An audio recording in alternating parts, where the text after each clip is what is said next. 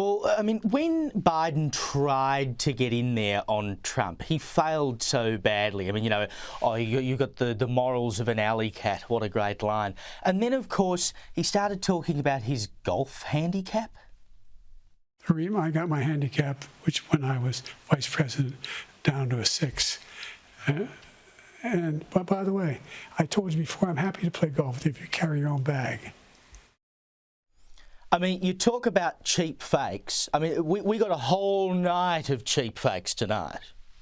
Well, Caleb, I mean, this is, extraordinary for a number of reasons, not the least of which is here. This may be the first time a politician has boasted that he had so much free time while he was in office, this time as vice president, that he was able to get his golf handicap down into the single figures. And then, of course, he went from saying, oh, no, wait, actually it was 6. No, maybe it was an 8. Again, he wasn't quite sure of the facts there. I mean, that was just sort of just the icing on the cake of this whole bizarre thing. That segment kind of felt like a mix of Caddyshack meets Grumpy Old Men. Indeed. But when Trump went on Biden, he actually landed a few blows, and we showed the clip before of him saying, look, I don't think Biden knows what he just said. He also compared Biden to Palestinians. He said the only one who wants to keep going is Hamas. Actually, Israel is the one, and you should let him go and let him finish the job. He doesn't want to do it. He's become like a Palestinian. There were moments watching the debate where I was just like, no, make it stop. Biden is being literally mauled on live television. Trump just kept shooting him.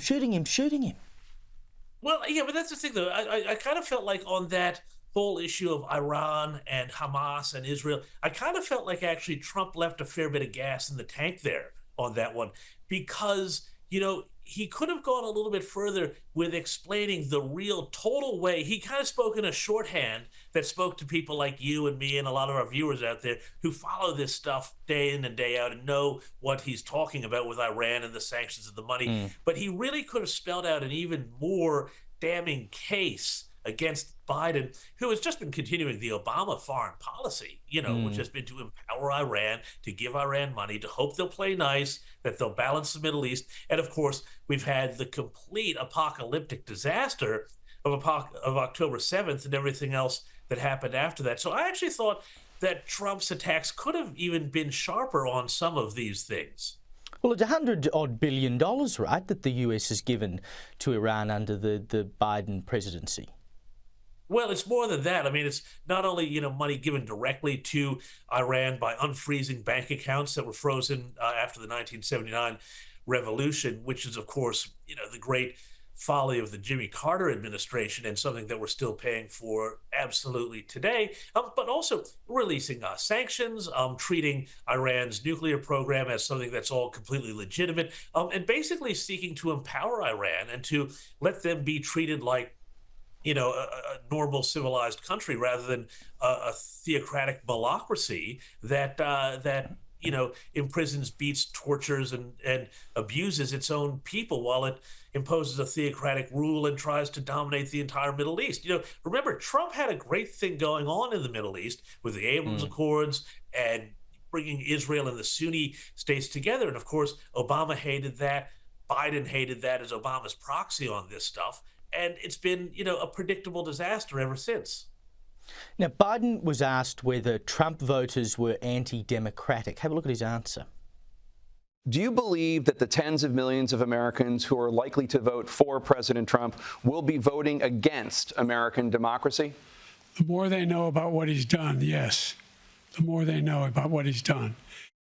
So he's actually saying that if you go and cast your democratic vote in a democratic election, you're voting against democracy because you voted for the other guy and not for me.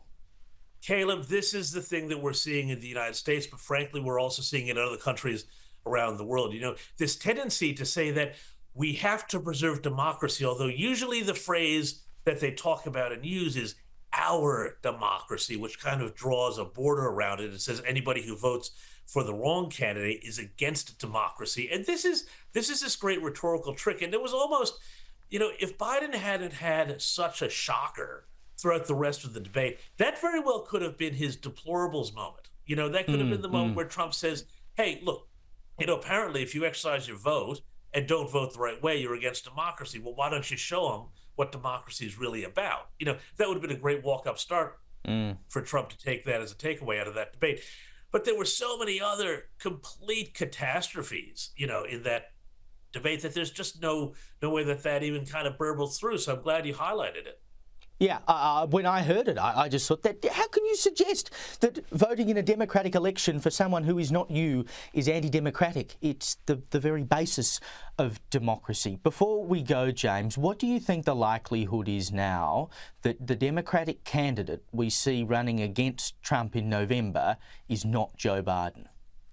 Look, I have been saying that on this program for well over a year now. So for me, it's approaching almost a near certainty. I would say we're certainly at least 2/3 of the way to that possibility. And the thing I would say, Caleb, is if you go and look at the way CNN, the New York Times, everybody who talks to senior Democrats and big-time, big-money donors is talking right now, it feels like there is almost a coordinated full court press on. Normally you would say after a Democrat debate that didn't go Biden's way, they would still say, oh yeah, look, let's fact check Trump and he's the real bad guy here. No, all of the commentary out of the left is this is an unmitigated disaster and we have to do something to stop the bleeding. My money, they're not going to go with a Gavin Newsom. I'm reckoning either a Gretchen Whitmer or an Amy Klobuchar, somebody like that. Leaves still, of course, the Kamala Harris problem, but I guess that's an issue for tomorrow, not today. Yeah, indeed. Look, a conspiracy theorist might suggest that the whole point of the debate was for Biden to shoot him in the foot, so they had an excuse to get rid of him. James Morrow, thank you for your time.